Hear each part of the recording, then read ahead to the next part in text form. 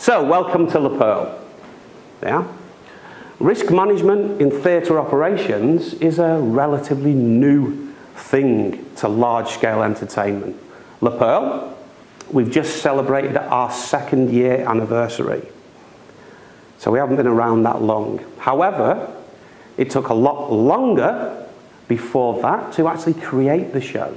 So I've been with Le Perle since training and formation, when our beautiful artists came together, got to know each other, and started to become trained on all of the theatrical pieces that made their way into the show.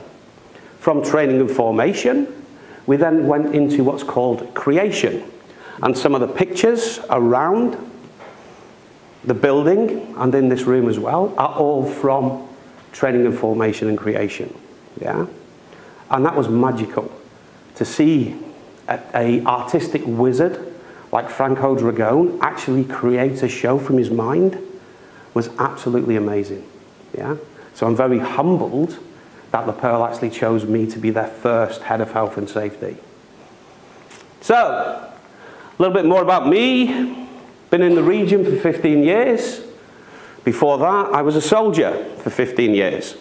Operated all over the world, mostly hostile conditions, but it was very enjoyable. Yeah? That is when I started to delve into health and safety, because believe it or not, when we train, we have to do risk assessments.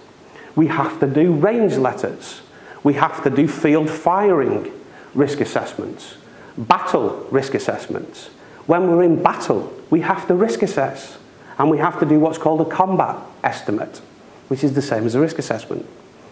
Because believe it or not, soldiers do not want to die. We want to live. Yeah? We want to protect our country or whatever asset that we're actually tasked to protect. So that's when I first started to delve into health and safety. I've had lots of weird and wonderful jobs. I spent 5 years in Iraq as a private security consultant. I then owned my own company, sold it. I then worked for Highfield, awarding body for compliance, until Le Perle drew me into the theatre world. And I've been here about just short of 3 years now. Yeah? The journey. I like to get involved. The picture here, that was part of rescue training, where I was actually playing the role of a casualty on our Kuka drum. That's actually an act from within the show. And I also spend a lot of time with the rigging department in regards to rope access, in my function as health and safety support. Because when I look at risk, I need to understand the risk from the artist or the crew member. So on a platform, looking up on a rope, or a person working on a rope, is not assessing the risk for me. So I like to get more involved than that, even though I'm starting to get old and a little bit tubby. As I mentioned before, health and safety in the entertainment industry is very, very new. Yeah? In normal industry, you're a necessary evil. And a lot of people don't like to engage with you. They think you're enforcers. They think you're trouble causers. They think you stop processes. Yeah? In the entertainment industry, it's even worse. When I first came here, people didn't want to talk to me about incidents, about accidents, about risk. They wanted to talk to me to say, hey, my name's this, or your name's this, where are you from, what do you do, blah, blah, blah. But they were a bit unsure of me. So I had a huge challenge to actually break down that wall. And it was a huge wall. Now, people come to me with problems. They come to me with issues. They say, Steve, come and have a look at this. Which is humbling for me because they're coming to me.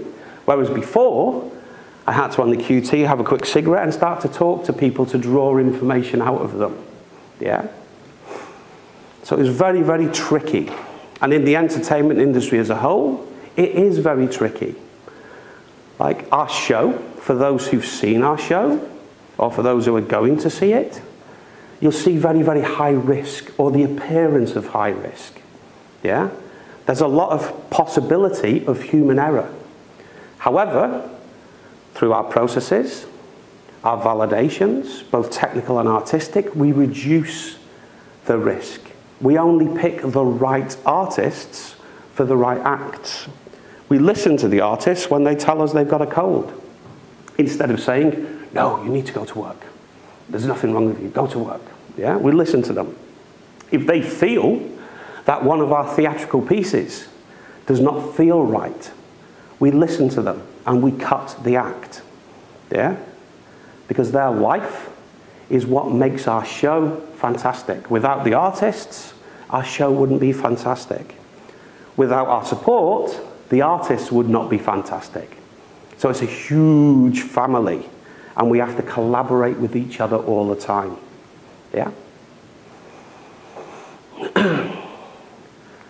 When I first joined, I did a basic SWOT analysis. I looked at the strengths, weaknesses, opportunities, and threats. Now, what do you think some of the strengths of a show like ours could be? What do you think some of the strengths? Technically skilled staff. Good. Maintaining competency. The people are very competent. Good. You'd like to think so. Good. You really said that the good equipment are available. Yes, but sometimes that's quite difficult with a local partner who's never been in the entertainment industry, trying to actually tell them this is what we need, not this. Even though this costs 5 or 6 times what this costs, we still need this. Yeah, so that's sometimes quite challenging. Yeah, so I'd say that was a weakness. What else? Safety culture. Safety culture. Safety culture, yes, but that's still emerging because we're constantly getting new staff from other shows. So it's a very proactive, quite busy environment that I work in. Yeah. Media coverage? Media coverage, yes, but sometimes that's a weakness as well, and we'll look at why it's a weakness a little bit later. So what about some of the weaknesses of a show like ours? Human error? Human error? Yes. Equipment error? Equipment error? Yes. Inadequate lighting. Inadequate Lighting. lighting? Yeah. We need very low lighting though because it's a show. So I like it, yeah, but we do everything we can to make sure it's adequate and it gives the appearance of what we need, because the lighting that we use is very effectual. Yeah? When we validate the artists through their act, we do it in work lights first, and then we do it in show lights. Lack of competence in new staff, maybe hire staff? Yes, but we wouldn't really hire somebody who didn't come from the industry or who didn't have something that we found interesting. High risk, good. Complicated activities. Complicated activities, nice. What about regulations? Do you think there's many regulations for my show? Emergency evacuation. Emergency evacuation, it's actually quite easy. Yeah? Yes. Now they're challenging, because generally when you ask for something, what does your finance department ask you? Where's the regulation to say you need it? Yeah? If it doesn't exist, it makes me write very fantastic, long emails referencing international best practice, yeah, or international codes of practice, or referencing what Abu Dhabi are doing, because they have some quite decent codes of practice. Yeah. Do they employ them? That's a little bit different. So opportunities. What opportunities do we have? More business opportunities. Definitely. Yeah. Now this theatre, because that's quite interesting, the theatre was designed for our show. However, we've had public speakers, we've created various different shows for various ministries. As I mentioned at the start, we're in the process of creating another show for the Ministry of Education. Last week we had the Ministry of Infrastructure running their own show. We've had film stars filming here. We've had stunts done here. We've had private conferences here. We've had the India Shopping Channel launching products on our stage all day. Yeah? So yes, new business opportunities is definitely an opportunity for us, and a continuous opportunity. Yeah? We've done some adverts with Jumeirah Group. We've done some fantastic work with Emirates Group, and we're continuing to move forward. Yeah. What other opportunities? Working with different authorities, Yeah. to improve legislative requirements.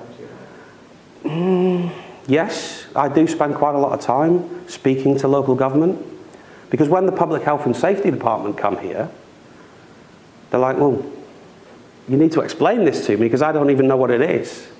So it's educating them, yeah, and assisting them. Very powerful medium, entertainment can become a very powerful medium for other industries. Definitely, definitely, I like that. So what about threats? Climate conditions. Climate conditions, yes, because that would indirectly impact us. Security? Security? Security concerns, yes, but Dubai's so safe, isn't it? Yeah. Fire? Yeah. What else?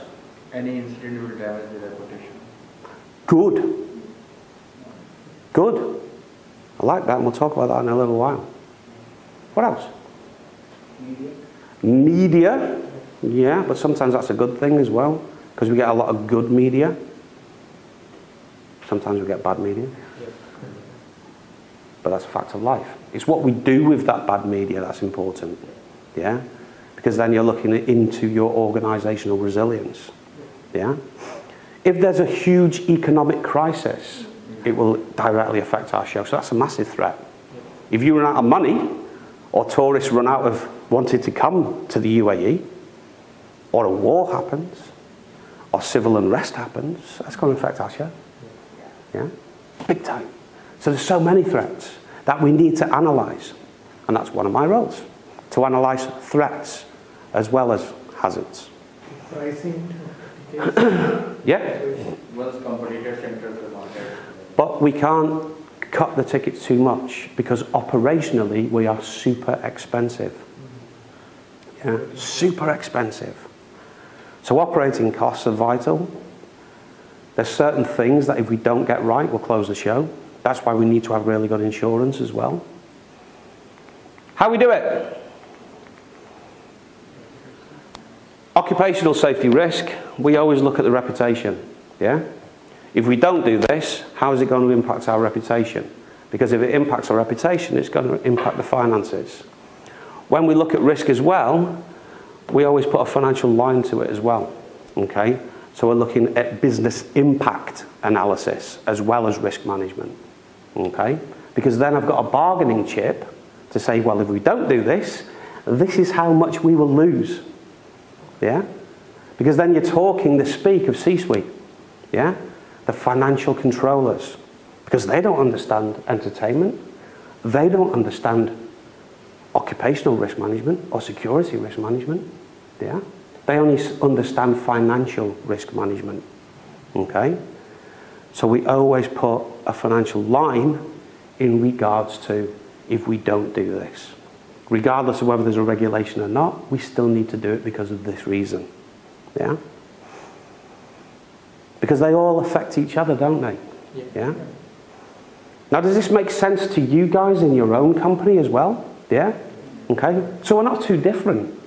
Because you can't reinvent the wheel in regards to risk management. Yeah? Just because we're in a fantastic industry doesn't mean we manage risk any differently than you guys.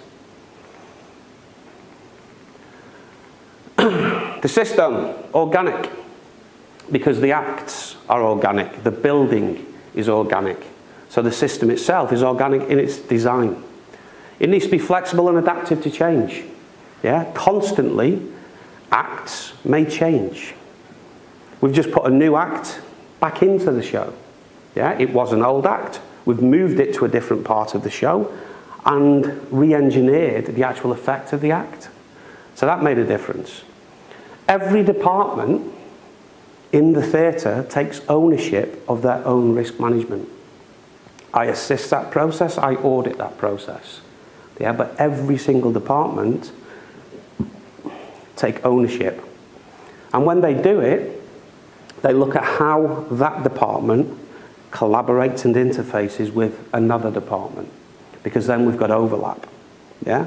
If you've got a load of departments that don't speak to each other, something like this will not happen. Yeah? In your industry, if you've got a lot of departments that don't speak to each other, your business will not happen. Yeah?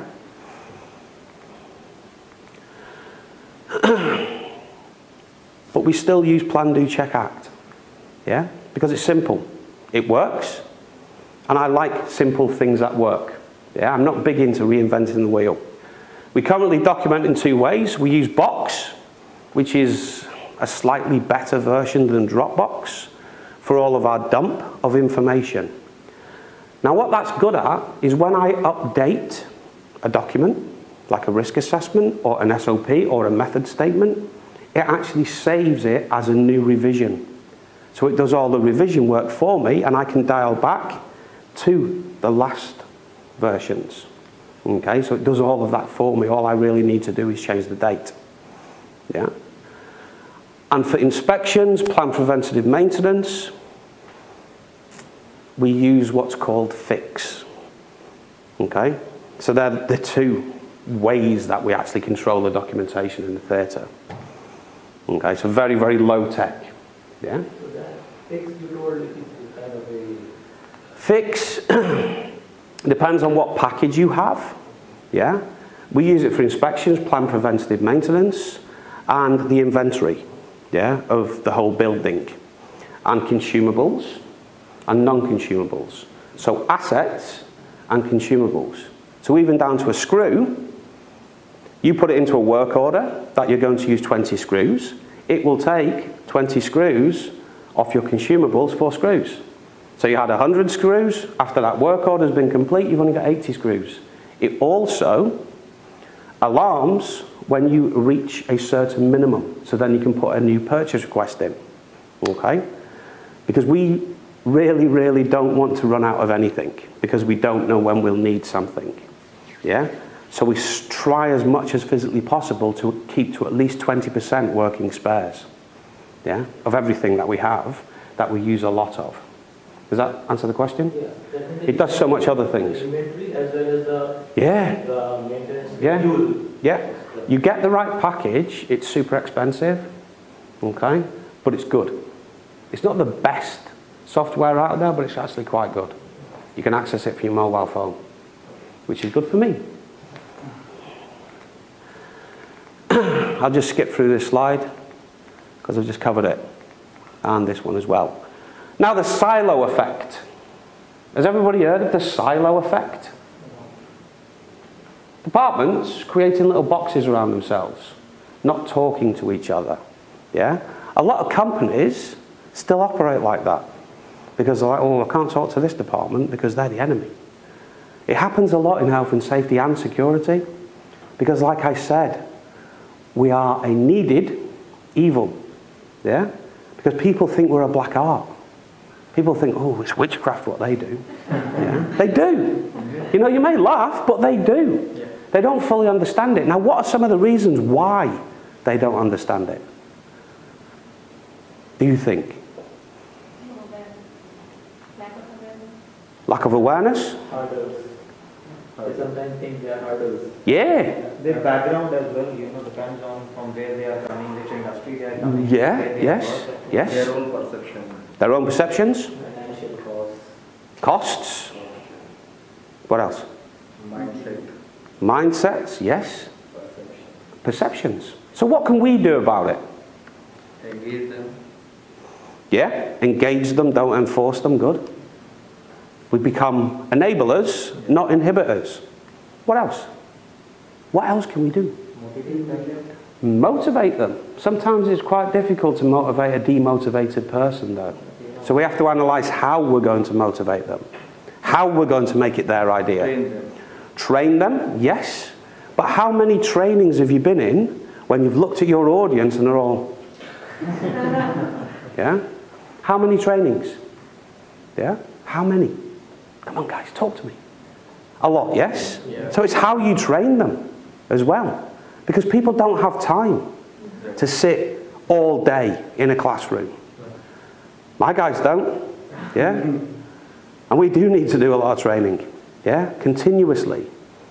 Emergency management, we train artistically and technically for the show, minimum once a week.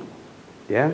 And we do it act specific in regards to first aid emergency management, because that's the most likely, yeah, that's going to happen to us. If something's going to happen on the stage, or something's going to happen in rehearsals. That's the most likely. Yeah? Fire emergency, that's quite simple. People overcomplicate it, but you just follow the green sign, don't you? Yeah? The green sign, if you have a green sign. Now, you should have a green sign. You follow the green sign until you reach daylight.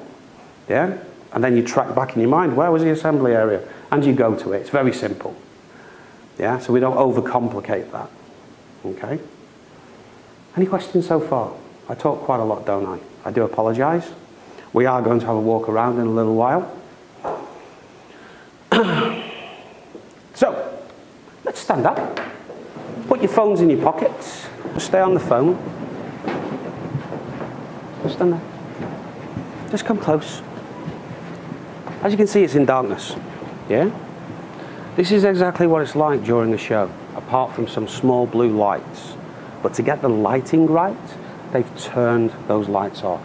Okay, so there is enough light to see around things. But we use what's called masking as well to mask the outside lights. Okay. Now we're on podium 5. Now podium 5 is where all of our acro winches are. Okay, apart from a couple that are up on podium 6. This is a high-end restricted area. The only people who are allowed up here are people like myself, the riggers, the automation department, and the lighting department and technical direction. If the artists come up here, they stay on this blue carpet, and they don't come up here on their own. Yeah, it's vitally important. We control the artists in regards to where they can go. Because if they become injured, they trip over something, they're out of the show for a long time. So we control their well-being in regards to that. Yeah? Okay. Massively. The amount of checks that we do before a show to make sure all the flooring is right for the artists, especially when we're backstage, is absolutely fantastic, because a small screw, if the artist has got very thin-soled shoes or they're in bare feet, will damage them. And again, they'll be cut from the show, they'll be out of the show until that heals, which is not what we want. Yeah? As far as reasonably possible, we want to reduce the risk in that way. Okay? Is there any mechanism available, you know, in order to induct them regarding yes. health and safety risks? Yes. Prior to... As soon as they come, they're given a full health and safety induction. Yeah? As soon as each tech department come, they're given a full health and safety induction. The tech departments also have what's called a health and safety passport. So on a regular basis, we go through various health and safety variables, including emergency management. Yeah? Does that answer the question? Good. Any other questions? It's a little bit darker than it normally is. How about the fitness? You keep on check the fitness of them before the fitness? Our artists are world-class athletes. Yeah? So they do a huge amount of fitness on their own. Yeah? We have our own coaching department who analyzes their, their fitness levels. Okay? So they are super, super, super fit. The things that they do, even when I was really fit, I couldn't do. Yeah? I can run up and down mountains with weight on my back, but what they do in the air, no chance. Yeah? They are super, super, super fit. Okay? Unbelievably fit. And that's just the ladies. Yeah? We got some fantastically fit ladies in the show who do some extremely difficult things. Yeah, and you're like, wow, you're only about this big and you can do that? It's super strong. Yeah? Okay. What about the reporting mechanism? How they report things? What, the artists or who? Yeah, artists. The same way that everybody else does. They will report it to their captain, who will then report it to either coaching, performer wellness, myself, stage management, or the artistic director. Yeah? A report will be written, depending on what it is. The report's then sent to me, the general manager, the artistic director, and the technical director to then review. If it's a serious report, there will be an investigation. If it's just niff-naff and trivia, then there won't be an investigation, but it will still be analysed, and every bi-weekly, or every fortnightly, should I say, Health and Safety Committee meeting that we have, it will be reviewed again in regards to the incidents that have happened in that 2-week period. Yeah? I use a very simple Excel sheet that actually has got a link to the incident report on it, and whether that incident's been closed out or not, and the date of when it's been closed out. Because my incident report, although simple, okay, has recommended preventative action and a timeline for when that action is going to be in place. Okay, so so if it's immediately, I then need to know how it's immediately. If it's timeline because we're waiting for something and we've cut that act from the show, I follow it up on an individual basis with the head of department. When I do their risk engagement meetings, at least once a week, with the individual themselves who was involved with the incident or the near miss, with the technical director, and also in the Health and Safety Committee. Yeah? Okay, so we do document everything in regards to incidents.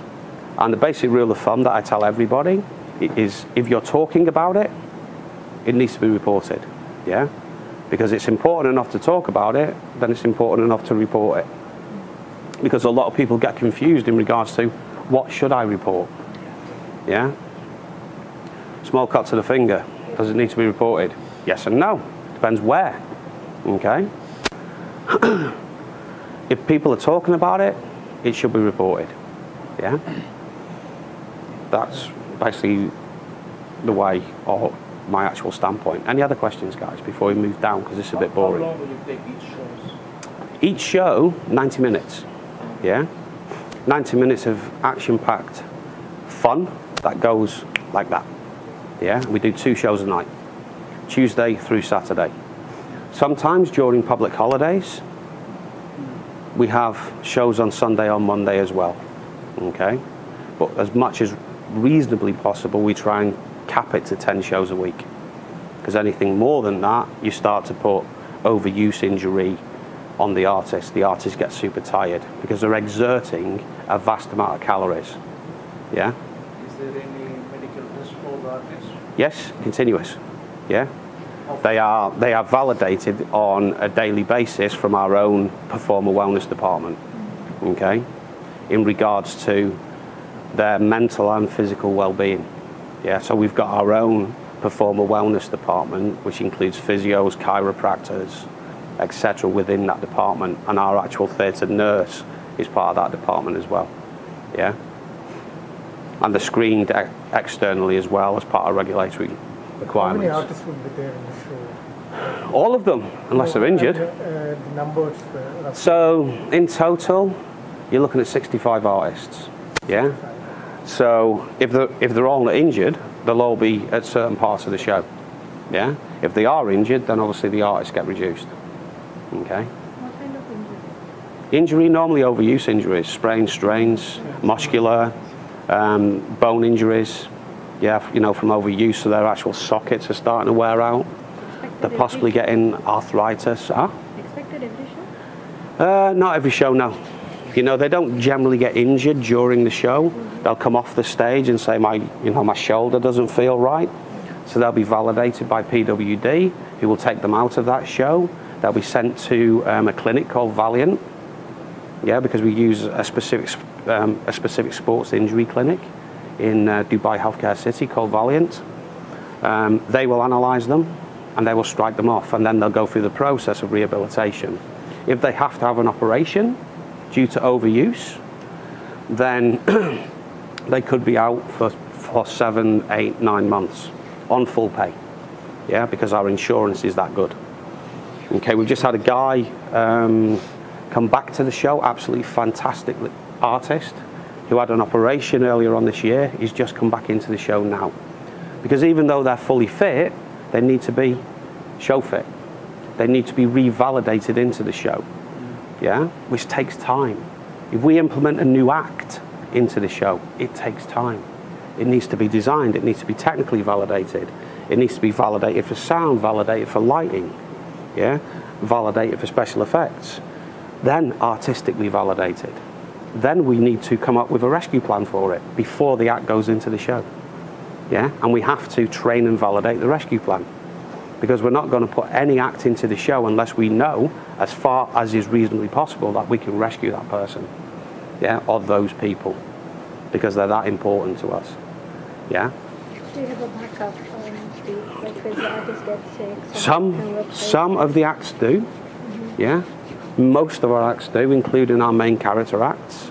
Our Wheel of Death riders, there's currently 3 of them. 1's out injured, but 2 are fully functioning, so they'll rotate between themselves. Yeah. Our bungees, our slackline, our replacement artists. Yeah. Our straps, Cerso, our divers. Yeah. We've got replacements for pretty much most things now. Yeah. Contractors. All staff. However, if we do need an external contractor, they're controlled, and they're controlled by the department bringing them into the theatre. They're given a full health and safety induction. They're given toolbox talks every time they come in. Their permit to work. We've got specialist permits to work in regards to confined space, isolation of service, work at height, etc. Yeah. We operate a full lockout tagout process, not just for electrical but water as well. Yeah, and obviously mechanical in regards to the winches. Yeah. Any other questions? I do attend the event, but I do not remember is there any wild animals have been? No, that's cruel. Yeah, wild animals in circus now is cruel. Yeah, because they're not treated very well. Yeah. So Franco, when he started with Cirque du Soleil, he looked at the theatre behind circus-style entertainment and how the two can come together. Because at that time, people were moving away from animal people circuses. They still exist, but the large circuses like Barnum and Son are gone. They're closed. Yeah. You know? So this is like the new large-scale entertainment circus with a storyline, powerful, but it's people. Like, we do have props that look like animals, and it's our artists performing like the animals in certain parts of the show, but we don't have live animals. No, of course not. Yeah. Any other questions before we move on? It's a little bit dark. Yeah, but your eyes are now adjusting. Normally during a show, those lights are out as well. Okay, and the stage lights are still out. Below us is the stage, and the audience, and the seats, and other floors. Okay, that's why we have this matting, this shade cloth. Yeah, for no other reason but to, as far as reasonably possible, stop things dropping onto the stage. Yeah. Any tools that are used on Podium 5 are safety tethered to the person using them, yeah, including the big torque wrenches that we use to torque all of our bolts. Yeah, they're safety tethered onto the individual. Let's go.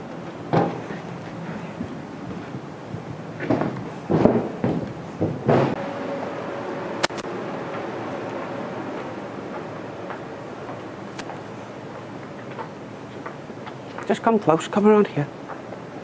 Just, you go this way. Okay. We're now on Podium 2, yeah? This is one of our performer platforms for what we call the inverted walk, okay? So we actually invert the artists, and the artists walk out upside down on a track. Sometimes they've got a little pram, sometimes they've got a little dog. They meet each other, they shake hands, they turn around and come back, yeah? But the thing I want you to look at is this. Let's just bring it this way, into the line. They're attached to one point. Come close. Now, anybody got any work at height experience? Yeah? So is that super safe? It is. It is? I think it is completely locked. Yeah, it is. Yeah? Now, you've got 2 points here. Okay, but it comes down to 1 point where the artists are attached to one single point. Okay, that there's a reason for that, because they need to turn around fully. If we attach them to 2 of these, they couldn't fully perform their act. So what we've done is we've gone super over safe in regards to this swivel paradigm. Yeah? So the minimum strength of the minimum bearing capacity is over 1.8. Yeah? So its safe working load is the 1, its braking load is 8 times the safe working load. Okay, the safe working load is a lot higher than 1 performer. Okay, and then you've got 2 points of failure moving up to the track. Now, to be Dubai Municipality compliant, we get them third-party tested every 6 months.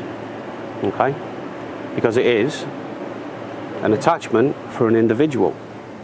Okay, all of our theatrical pieces that don't have an artist on them, we check every 6 months, even though Dubai Municipality says every year.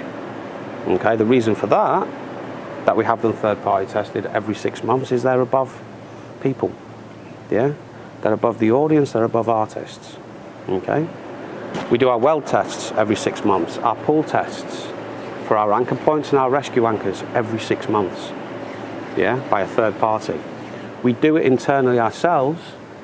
Every inverted walk that's currently in the show is checked pre-show internally by us. Yeah, so we go super over, but to remain Dubai Municipality compliant and regulatory compliant, we do it every 6 months with a third party as well. Yeah, we currently use an organisation called TUV Nord, because they've been used in the entertainment industry around the world, and they, when we invited 3 separate companies into the theatre, they were the ones who actually listened to what we needed instead of trying to tell us what they wanted. Yeah, because for us, we need a system that dynamically tests loads in a short space of time. Some companies are like, oh yeah, to test everything it's going to take 6 months. You're like, no, it's not. If you allow us to show you how it's going to be tested. Yeah, 6 months for us, no. Yeah, we can't close the show for 6 months. Absolutely no chance. Yeah, absolutely no chance. Also, if you just let me through, when the artist is being loaded, they're loaded by a rigger. The rigger's attached to 2 points because there is a safety rigger, yeah, to rescue them at height if they come into any difficulty. Okay, so the rigger on both sides of the inverted walk has the ability to rescue them. Okay, all the time, yeah. Up on podium 4 where I normally take you, but this time I didn't because of what's happening on the stage. Yeah, and it's dark. Up on podium 4, there's safety riggers. On basement 1, there's safety riggers. On podium 1, where we've got inverted walks, there's safety riggers. Our follow spots are tethered all the time into an SRL with a harness, because if you look at the platform is higher than the actual barrier. The platform needs to be higher for the follow spot to do its actual job. The follow spot itself, as in the spotlight, is safety tethered. The lights that are attached to the safety banister are safety tethered. So we've at least got 2 points of redundancy behind everything we do. Yeah? Because the last thing we want, because directly below is the audience, is something dropping on an audience member's head. Exactly. Yeah? So even the props that the artists carry are safety tethered to them. Yeah? With a little carabiner into their harness, because they wear a harness and then they're inverted. The artists themselves, before they go onto the inverted walk, are inducted into it to get themselves comfortable, because it's very difficult to hang upside down and to act, because all of the blood rushes through your head. You can suffer things like suspension trauma. Yeah? So they need to be inducted and conditioned into every single act that they've got. Yeah? Very important. Okay, let's go this way. So every type of act, there is a separate rescue and yes, 100%. 100%. Yeah?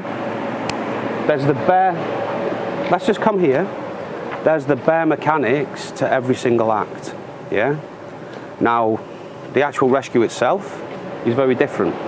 That's why every single person involved in that rescue are trained to higher than first aid. Our performer wellness department, our international trauma life support, advanced level. Okay.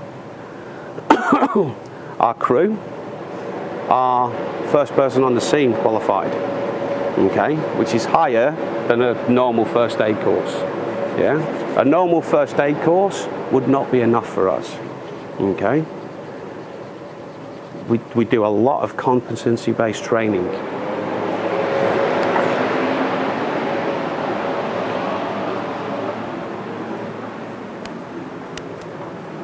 The little blower is actually a fog machine. It's got a fan behind it to actually blow the fog out. So they're looking at the actual effects.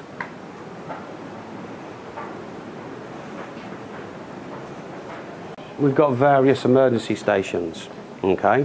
In workshops, etc., we have first aid boxes. Front of house, we have first aid boxes. However, in regards to the actual rescues or the potential for rescues that we've got, we need emergency stations.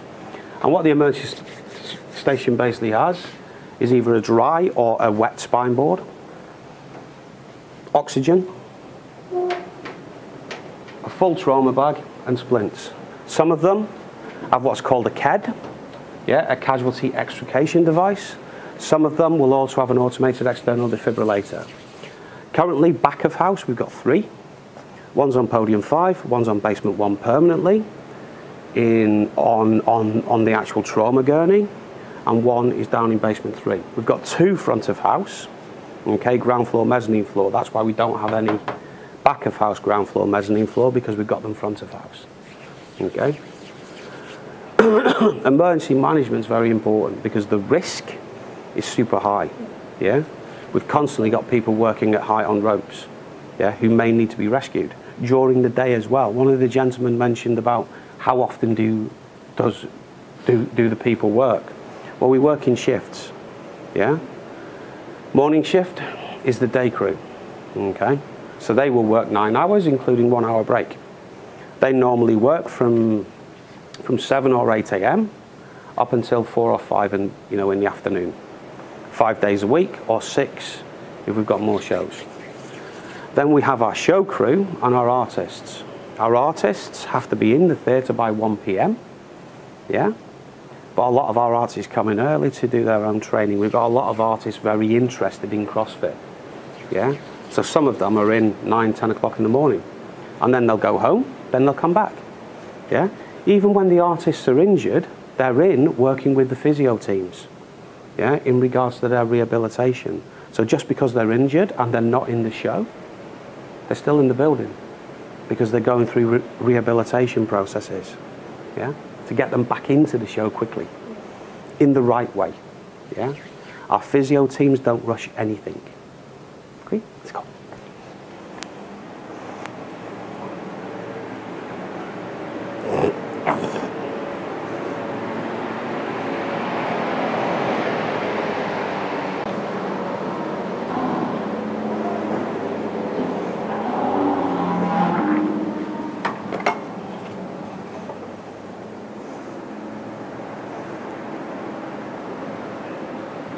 Just come in and just go down there.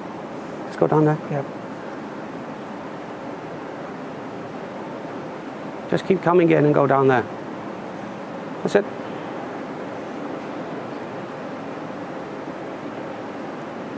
Just let the door close, that's good. Okay, normally I would take you down onto the stage. Yeah, so just come closer, don't need to shout. Normally I'd take you down onto the stage, but unfortunately today, because we've got lighting queuing, I can't take you onto the stage. However, I can take you backstage. So don't worry, you're still going to see backstage. Okay. Now the theatre. The area here around the pool is actually water as well. Okay, we've got 2.7 million litres of water in the system that run the swimming pool itself and all the special effects that we've got. Yeah, we've got torrents, we've got water jets, we've got rain nozzles, yeah, within the theatre, okay? So it's quite lovely, you know, to actually be in the theatre and to feel it rain is beautiful, yeah, because you actually get the cold air and the mist sensation at the same time. So it's like being in the jungle when it rains, yeah? That's why I love it. That's probably my most favourite part of the show. Yeah. Okay. How deep is the water? The swimming pool, 5 meters. Yeah. It's a depth of an Olympic-style swimming pool. Underneath, around the downstage part of the swimming pool, is a further 11 meters down. Okay. When I take you backstage, I'll show you the tunnel, which is a water tunnel. We call it the Aqua Cola, which actually the artists go through to get into the water, and we have rescue divers in the water as well. We flood the stage. So during the show, we bring the water level up. So all of this stage here becomes water, yeah? And it takes us 15 seconds. And then we drain the stage within 15 seconds, yeah? We've got super, super, super quick pumps, big, super quick pumps. And we've got various tanks. We've got intake tanks, we've got quick fill tanks, we've got surge tanks, and we've got the main holding tank. Normally a swimming pool, if anything, will have a balance tank, yeah, and that's it. In our system, we've got more than that, yeah, because we need it, because we need water quickly, yeah, to make the theatre look beautiful, okay. It is a water show, but mostly, apart from the diving and the raising of the water level, we use the water for beautiful special effects, yeah? In conjunction with the lighting and the sound, they make a very, very beautiful environment, yeah, for you to see. Like a normal conventional theatre, we'll just have a stage, a dry stage like you see here, yeah? And you're the audience, just looking at a stage. This is more immersive because the stage actually comes out, okay? Yeah, and you can actually feel the theatre move more, yeah, which is what separates us from fantastic venues like Dubai Opera. Beautiful venue, but it's still only a stage, yeah. This is a stage plus, okay, so it actually immerses the audience into it more. Any questions for me so far? How do we manage the audience or the Ushers. the spectators? Ushers. We have ushers. Like any theatre, any cinema, we have ushers. Those ushers are also trained in low-level security as well, because they're there to analyse the audience for any threats to the artist also. Yeah? So every section will have at least one usher. Okay? Before every act, they have like a safety brief on every act. No, because it's the way the show is queued is by time, okay? So everything's given on a safety clear, yeah? So every act is given a safety clear. That could be by stage management, it could be by carpentry, it could be by a rigger, yeah? Who's in that position to actually give that safety clear, yeah? Then the show caller, which normally sits up in one of the control booths, which is in darkness at the moment, that's why we didn't go in there, they will call go, yeah? So when you actually hear the show comes, you hear a lot of goes. Cerso, go. This one, go. Torrance, go. Crown, go. Tower Bridge, go. And it's all timed. So there's no need for a safety brief. Yeah? Okay, because they're artists, they're trained, and now you've got a spotlight on you. Absolutely fantastic. Yeah? Wow. Yeah? Okay, so they're trained. Let's go.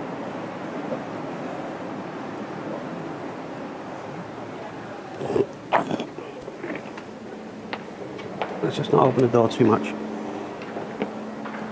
So just come through, we're just going to close the door a little bit. It's amazing how much light leaks into the theatre. Yeah, it's amazing. Come on, in you come. Where's he gone? Oh, here he is. All of the harnesses have been specifically made for circus. They're made in Las Vegas. Yeah, they're super expensive. Okay. As you can see, each one is relevant to a specific artist as well. They're checked every single day visually by the rigging department. When the artist put them on, they're again safety checked by the rigging department and the artist before the artist is actually attached to a theatrical piece that needs a harness. They're checked again. Okay? So it's a stringent process. Yeah? We also have people in the building who are PETSL certified for PPE, okay, because we use a lot of PETSL products in regards to our work at height, okay. So that's a 5-day course, and it's going to be regulation to go on that course if you do any type of rope access very, very soon here in Dubai Municipality, okay. As you can see, there's a lot of boxes or tape around, yeah. That's actually visual during darkness, because this is in darkness and small blue lights during a show, to actually highlight that a prop is there, okay. So people know where they are because the props are staged in a specific place. Also, people not to stand inside the boxes, okay, because they're highlighted under very small blue neon light, okay.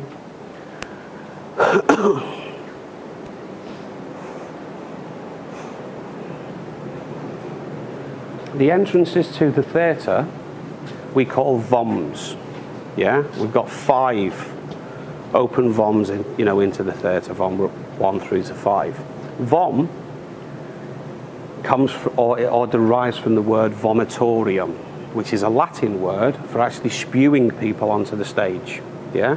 More traditional theatres had a lot of tunnels, etc., backstage and entrances onto the stage. They called them vomitoriums, yeah. So in keeping with the history behind theatre, VOM, yeah, okay, which is access to the stage basically, yeah. So when I first joined, I actually basically learned a new dictionary of words like cyclorama, aquacolis, VOM, proscenium, yeah, etc., etc. Upstage, downstage, stage left, stage right, centre stage, yeah. I'm like, whoa, it's confusing, but it's not now, okay. Good, let's go this way.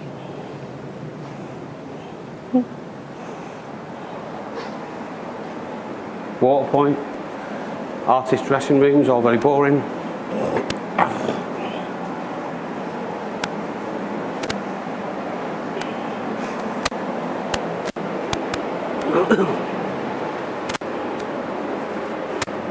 No VOM, very boring.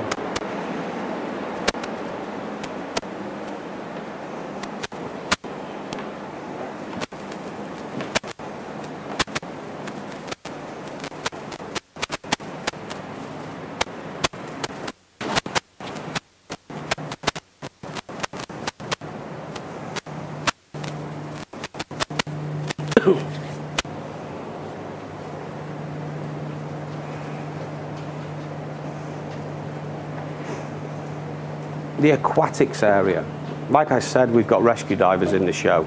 We've also got maintenance divers to actually maintain the underwater special effects. We have our own compressor, our own people to actually maintain the compressor, to actually maintain all of the aquatics equipment. Aquacola, it's basically a water tunnel, yeah? This is the magic part of the show. So when an artist disappears, and the audience like, oh my God, where did they go? They actually swim and come out here, yeah? But they don't just swim. They're actually caught by a rescue diver in the water. They're handed a mask, okay? They're taught to clear the mask underwater before they're allowed in the water, okay? Because they put the mask on underwater and clear it. They're then given one of the diver's regulators and then brought to the entrance to the tunnel. Now we have what's called a hookah system, which is a compressed air system, and down through the tunnel we have regulators attached to the hookah system. So the artists enter into the tunnel, they swim a little bit, clear a regulator, take a breath, swim a little bit more, clear a regulator, take a breath, exit here. We've got the dive communicator, okay? So the head of dive comms, okay? He's actually called the dive caller because he calls all the aquatics parts of the show. So when we do a prop reveal out of the water, he will call it to the divers in the water because one of the divers has got a full face dive mask where they can speak, okay? He also has underwater cameras so he can see into the water as well to see if there's a problem and down through the tunnel, okay? We've also got underwater speakers so the dive caller, okay, can actually communicate with the artists. The audience can't hear it, but the artist can. So when he's calling them down to do a creature reveal, or to set them to be lifted up into the water to do a dive, he can communicate to them. Yeah? And as a minimum, we have 3 rescue divers in the water who are all at least master diver qualified. Okay? Aqua Cola is basically a water tunnel, but we call it something different. One Yeah. question. How many months of training you had for the first show? What, me? Or I'm the show? talking about the full, yeah. The artist started to form up in November, December 2016. Yeah, we actually opened, our first soft launch was August 31st, 2017. Yeah. Before that, they were fit. They came, they went through at least 3.5, 4 months of training and formation. Then creation took a further 12 weeks. Yeah, and then we soft launched, then we did our world premiere September 13, 2017. And we continued to train. Yeah. Because the only person who knew what this show was going to be was nobody. Even Franco only had ideas. Yeah. And he needed to visualize those ideas with people, with theatrical pieces, with music, with sound, with lighting, with smoke effects, with snow, with rain. And then he changed it because he didn't like it. When we went through Podium 2, you saw a lot of theatrical pieces left and right. They're legacies from creation because he wanted to try something. Didn't work. So he shelved it. Yeah? And he created the show. Then, last year, in May, we did what's called fixation, where he came back and he started to fix certain elements that didn't quite work. Our artistic, or our resident artistic director is constantly changing elements because people ask us, when will the show change? And the simple question, it's constantly changing. So it's changing. It's a resident show, yeah? So the story, the name will not change, yeah? But the acts, the visuals, change a little bit. Where you're sat in the theatre changes your perception on the show because you see something different. We've had people who've seen the show 9 times and they're like, it amazes me every time I come because I see something different or a lot of things different, yeah? Floyd Mayweather, he's been to see the show 4 times. The last time he wanted to see the show, we had to stop him from seeing the show. Yeah? No, we did, because it would have caused those problems, because there was a lot of theatrical pieces out of the show that he liked, and he's got a huge following on social media. So for us, crisis management is very important, especially on social media. Yeah?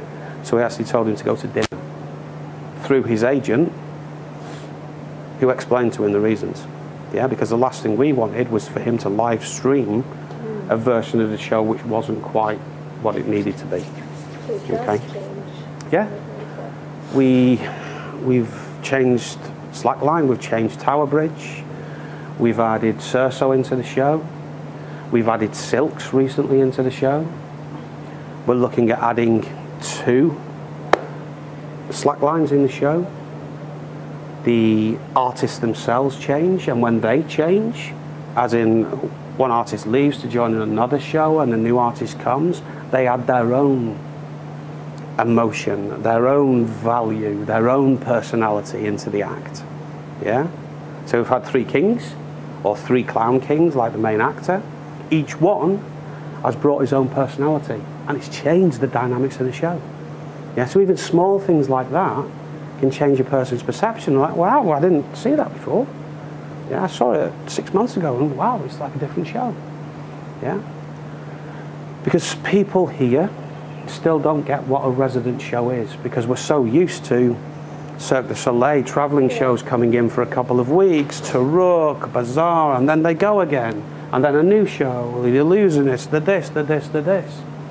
So they're not used to a show that's going to stay here for the foreseeable future, minimum 10 years. Yeah? Whereas in Macau, Las Vegas, London, shows do stay for a long period of time, especially if they're doing well. Yeah? So we are a resident show. We're just going to stay here. We've been here 2 years, and people still love it. Yeah, which is good. Let's go this way. Okay, as crew members, is compacts as a primary form of communications during a show, and UHF radios. Okay, and each department's got their own channel, stage management, show channel, emergency channels, always channel 1. Okay, how we communicate with the artists is either through lighting, yeah, sound. So if an emergency's happened backstage or front or on stage, that is a serious emergency, the sound will change. Yeah, they can communicate with us with hand signals. Yeah, and cues. Yeah, and also for us, we start to get to know the artist and get to know the act, so we can actually look to see if there's a problem, okay, and preempt it. Okay, but during a show, even though an incident may have happened on the stage, you can't react to it straight away. Yeah, you've got to wait to be safety cleared, because there's a lot of things that are moving on the stage. Yeah, most of our theatrical pieces are stored up, and they come down and they're either anchored on the stage or they bring people up. Okay, so it's a very dangerous environment. That's why outside of the show conditions, we have the, you know, the area closed.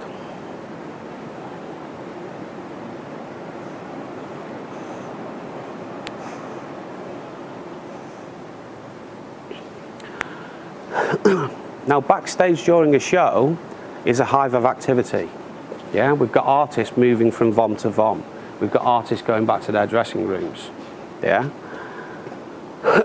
However, as far as as is reasonably possible, we control it by no running policy. Yeah. The theatrical pieces, these are heavy and they're moved. Yeah, don't say it. These are heavy and they, you know, they move at certain parts. Yeah, and they're pushed by the carpentry department. Yeah. The artists know not to come close, because if they're hit by something like this, it's going to break their legs. Yeah. So it's vastly important that we have people here to actually stop an artist who's maybe a little bit new to the show, stop the actual pillars are moving. Okay. Any questions so far? Because you've all gone quiet. Daytime, it's full packed volunteer. No, well, you know, during a show, some areas are more packed than others when the artists are waiting to go onto the stage. Yeah. We have rescue crews backstage. We have carpentry. We have riggers backstage. We have riggers of various floors doing safety cover. We have stage management backstage as well to control the flow and to safety spot. Don't worry, nothing's going to fall on your head.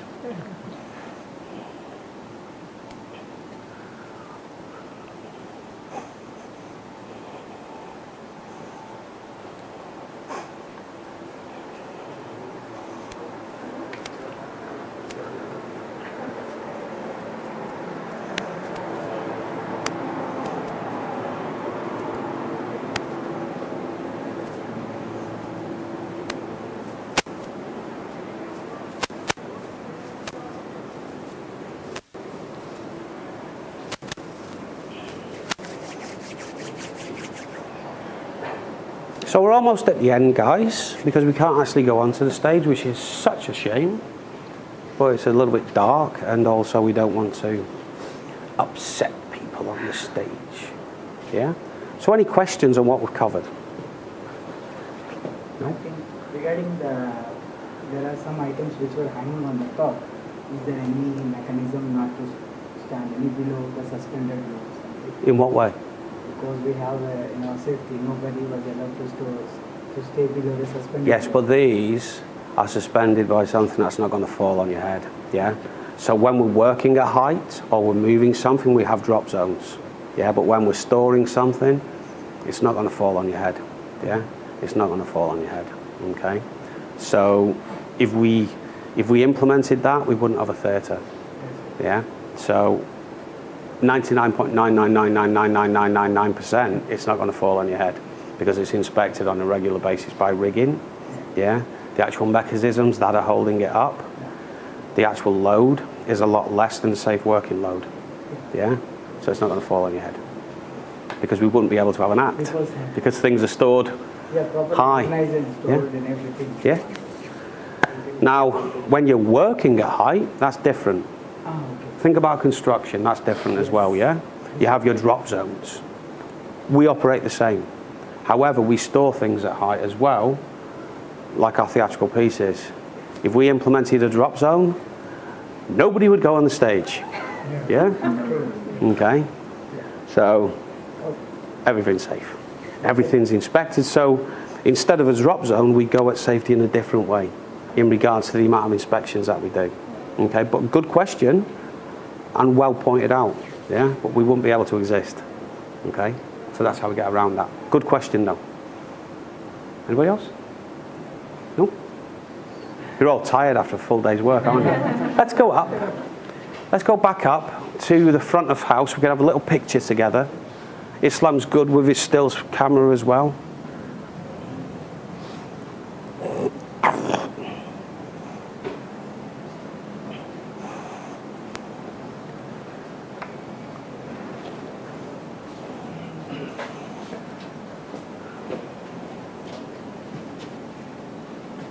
So was it interesting?